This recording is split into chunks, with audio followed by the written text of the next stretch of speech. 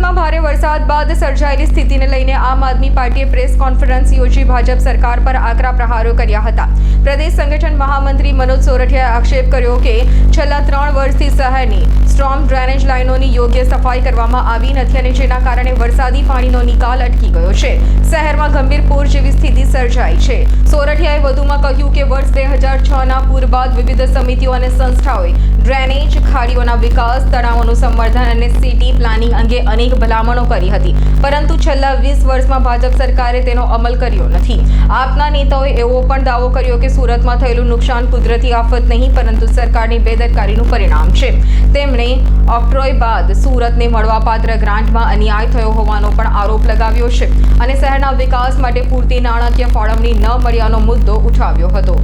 ગઈ તારીખ 7 અને 8 જુલાઈના રોજ સુરતમાં પહેલા વરસાદને લઈ અને લગભગ સુરતના તમામ વિસ્તારોમાં પૂર જેવી પરિસ્થિતિ સર્જાઈ।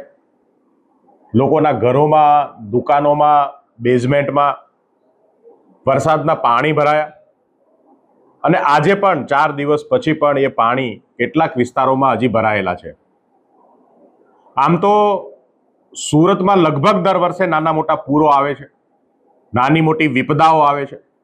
સુરતના લોકોએ ખંતથી તમામ જેટલી પણ આવી આપદાઓ આવી એમનો સામનો કર્યો છે।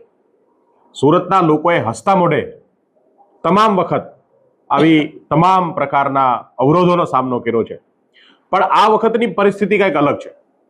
આ વખતે આપણે વેપારીઓના આંખોમાં આંસુ જોયા। 40 જેટલા લોકોના આ પૂરમાં મૃત્યુ થયા અને એ પરિવારના આક્રંદ પણ આપણે સૌએ જોયો। આ વખતે સમગ્ર સુરત સ્તબ્ધ છે કે માત્ર 24 કલાકના વરસાદથી આટલી ગંભીર પરિસ્થિતિ કેમ સર્જાય, આટલી મોટી કરોડોની નુકસાની કેવી રીતે થઈ અને એની પાછળના કારણો શું। આમ તો 20 વર્ષ પહેલા 2006માં એક ભયાનક પૂર આવ્યું હતું। એ પૂર પછી આપણને એવું હતું કે શાસકો જે છે એ થોડા સુધરશે, થોડા સમજશે અને નવી ટેકનોલોજી સાથે, નવી વિકાસની નીતિ સાથે આવશે, પણ આપણે એ